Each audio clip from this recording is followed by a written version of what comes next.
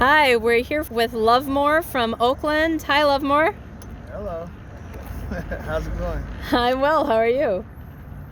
I'm blessed. I'm alive and I'm thriving and I'm surviving. I think we would really love to know about what you're doing in the community in Oakland. When I say what I've been doing in the community, I say I've been doing in the community, and that's basically just doing stuff, just participating.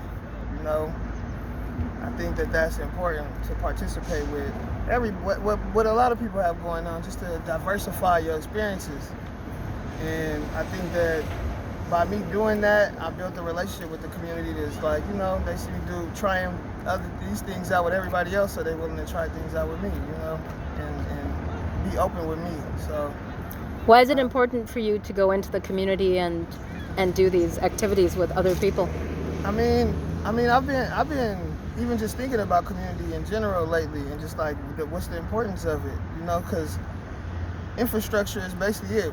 Like, you have your family, your immediate family, but then you have your neighborhood, and then you have like just the outer public, and community. So it's like, it's having a relationship with that, with the person on the bus that you may see, the person that, at the store, feeling safe, feeling like, familiar, feeling heard. I think those things are important to protect the thing that you garden when you go up your inner self. All that stuff that you're working for inside yourself, the work you do inside your home. When you leave let the kids and the family and cousins and everybody go outside, you want them to go outside into a place that loves them just like where they were at home.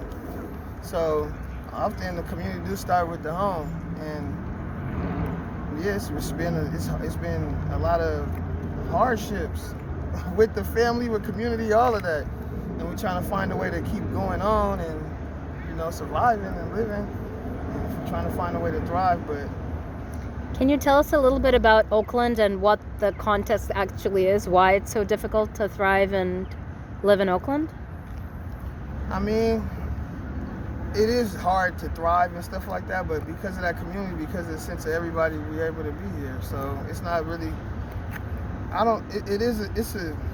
it's a struggle just every day to do things and live, but Oakland a beautiful place though. For me, it's just like, man, the community coming together, they rally up. They'll try to find you housing. They'll try to look out.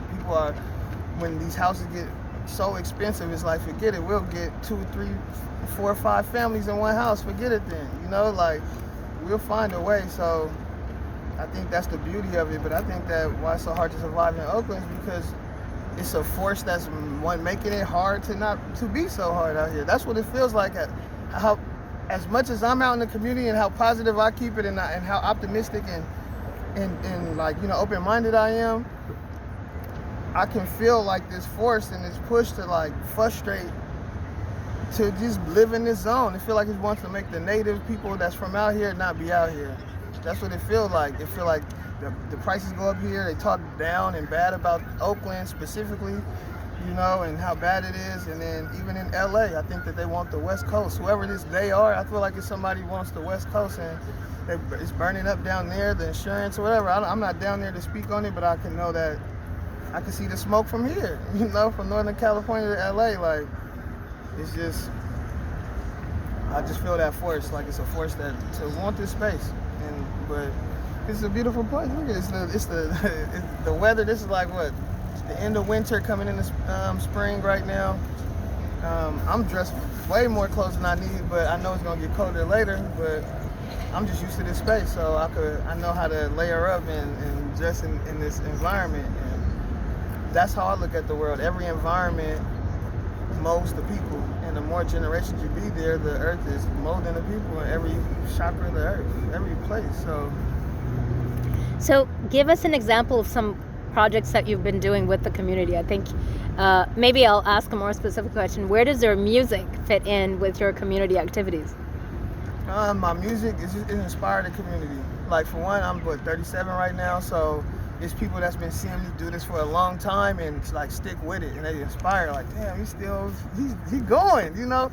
And then there's brand new people that's just seeing right now, and older people. It's just the demographic so wide, like that's what the music is translating that way, and that's dope. But that's in corporation with like me and Dr. Do a lot. Like I'm cool with the animals, so I speak animal language, or I'm doing interviews with people, for celebrities to local people, you know, that you may see down the street from you.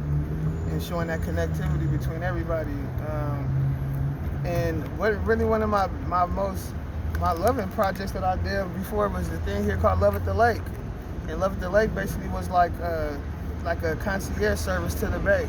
And people would just walk by the lake, and then I'll do an interview series where I'll interview people that's going around the lake and ask them about, you know, why they're around the lake, different questions.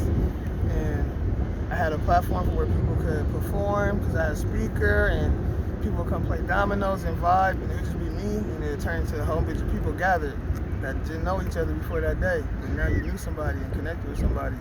So, and that inspired a lot of different organizations and different people to do interviews and podcasts and stuff like that. So that was a good springboard and inspiration. So that's the importance of it. You might have a song that's like freedom, you know, freedom, something like that, but it's like that song could be the biggest song in the world and all that's great and make you famous, all that, whatever it is, but the whole thing is, the song is called freedom. You want freedom. Like, that's my main thing. I'm focused on the message. I don't care what medium it is to get the message out there. I can knit it if you'll get it, you know, but it's like, yeah, I actually want freedom, the message, the actual concept of what the music is about. So that's what it's about. Like, whatever it is, and I'm singing about love and connections and sometimes frustrations if you get there, but ultimately I just my music is about think, love, life. It's like you make you think. It's about love and life. That's what my music is about. What inspired you to start doing these community building activities? How old were you? What led you to do it? I've been just building a community forever, and I think I recognized that like kind of in elementary school, because I never had to. I was in first grade, and my older sister was in fifth grade, and that was the last time I went to school with somebody, because she's 4 years older than me. Because when she went up to sixth grade, you know, when I was coming into middle school, she was coming out. So, and then I didn't have no cousins, nobody else close to my age, so, and my other sister, so I always had to find a way to connect with people. Like, I had to learn how to have a good sense of judgment of character at a young age. So, yeah, I usually, like at the lunch table, like if you had lunch, you have like the geeks over here, you got the jocks, the band, or, you know, the athletes, whatever. And it was like that. It was these different tables, and I could go to every table and rock with everybody, but everybody didn't rock with each other. And then I used to see like, well, I'll just go sit at my own table and then maybe have this little misfit band that come over there and experience that. But I could see the common denominator between everybody when I was able to do that. And I'm just like, okay, people just need icebreakers and bridges between, you know. So that's what I've been doing, and I know I can offer. I know now as a burden on my heart that God to put on my heart, you know, and put it on my spirit, you know, and it's just something I do. And sometimes it drives me crazy, like it's not good sometimes that I want to do certain these help or, you know, be there, you know, I need to help myself and make sure I'm good.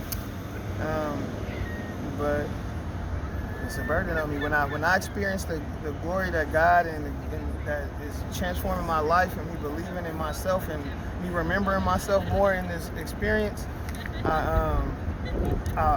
immediately makes me want to help other people get to that space, or at least have the opportunity to have that space. So it's the option. You can choose to do whatever you want with it, but at least have the options.